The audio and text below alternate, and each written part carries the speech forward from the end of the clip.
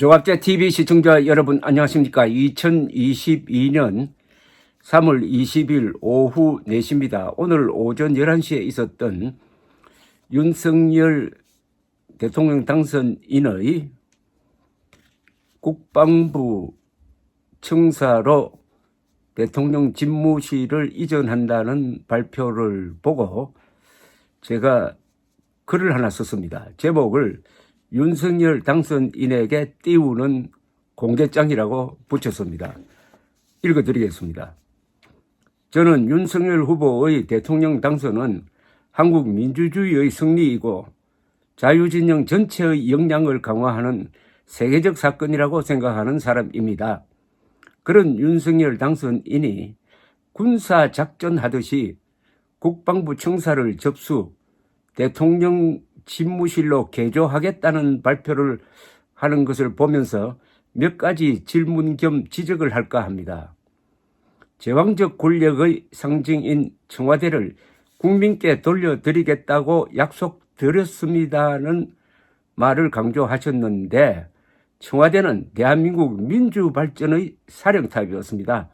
부분적으로 제왕적 요소는 없지 않았지만 지난 70여 년 한국 현대사 중심부를 이렇게 총체적으로 부정하는 것은 사실에도 맞지 않고 일종의 선동입니다. 제왕적 권력의 상징은 주석궁이지 청와대가 아닙니다. 국민들이 청와대를 돌려달라고 시위를 한 적이 있습니까? 분단 현실에 비추어 청와대의 특수한 처지를 양해하고 참아왔지 않습니까? 그렇다면 무리하게 추진한 대통령 집무실 이전의 전제는 무너지는 것입니다. 광화문은 조선조와 대한민국의 민족사적 정통성이 뿌리내린 곳이고 한반도 전체의 중심입니다. 조선조의 정궁, 경복궁, 사직단, 대한제국의 황궁, 덕수궁, 청와대, 서울시청, 대한민국 역사박물관, 세종문화회관, 한국립현대미술관이 모여있는 이곳은 한반도의 중심축으로서 대한민국 주도의 민족 통일에 대한 당위성을 부여하는 일종의 성지입니다. 대통령 집무실이 이곳을 떠나면 역사성을 잃게 됩니다. 외세와 병영의 이미지가 너무나 강한 용산은 민족사의 흐름에 맞지 않습니다. 청와대 시대를 마감하고 광화문 시대를 열겠다는 공약에 박수를 보낸 것도 광화문이란 이름 석자 때문이었습니다. 정작 광화문 지역에 대통령 집무실을 두는 것은 민폐를 끼치는 재앙 수준임을 당선 후에야 알았다는데 그렇다면 공약 자체가 무효 아닙니까? 청와대에 들어가지 않고 광화문에서 집무를 시작하겠다고 한 약속 또한 별 생각 없이 한 이야기 아닙니까? 그렇다면 훌륭하게 준비되어 있는 청와대로 일단 들어가 집무실 이전 문제를 전문가 검토와 여론 수렴을 거쳐 순리대로 추진하는 것이 당선인이 그렇게 강조하셨던 공정과 상식에 부합하는 모습이었습니다. 국방부는 국방 용도로 지은 건물입니다. 이를 대통령 집무실로 쓰는 것은 변칙적 용도 변경으로서 국격에도 맞지 않습니다. 대통령 집무실 건물은 백악관, 엘리제궁, 크렘린궁처럼 그 나라의 이미지를 만드는 얼굴입니다. 처음부터 그런 용도로 아름답게 지어야 하는 건물이지 전시도 아닌데 우격다짐으로 밀어붙일 성격이 아닙니다. 시간에 쫓기며 한 추진 과정에서 군인들, 건축가, 교양인, 역사학자들의 의견이 반영된 흔적이 없습니다.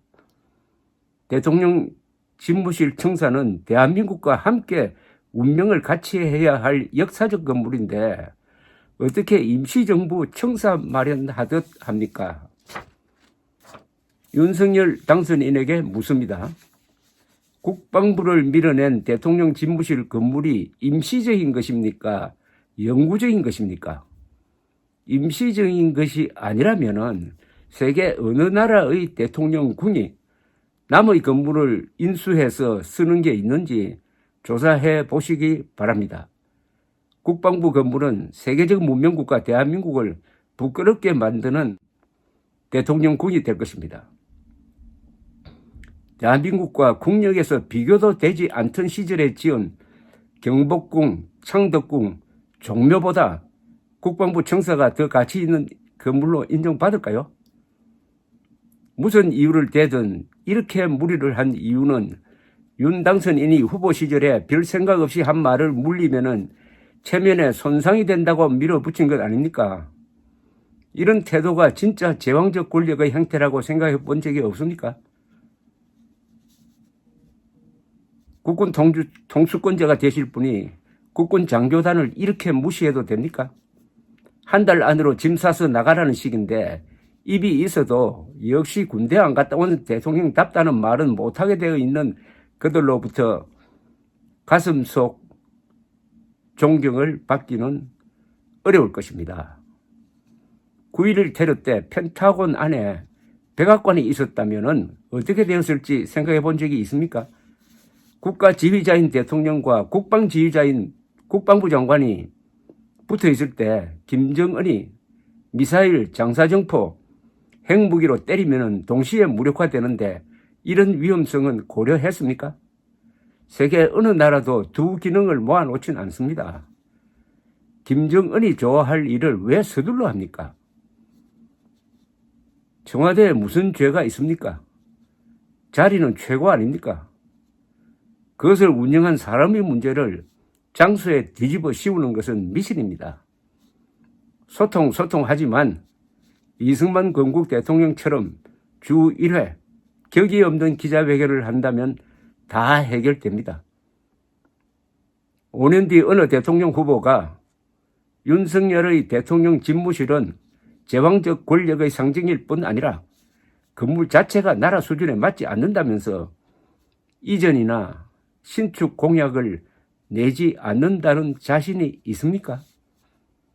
저는 기자생활 52년째인 해방동이로서 경험상 권력자가 허영과 오만에 빠지면 예외 없이 끝이 좋지 않았다는 사실을 증언할 수 있습니다.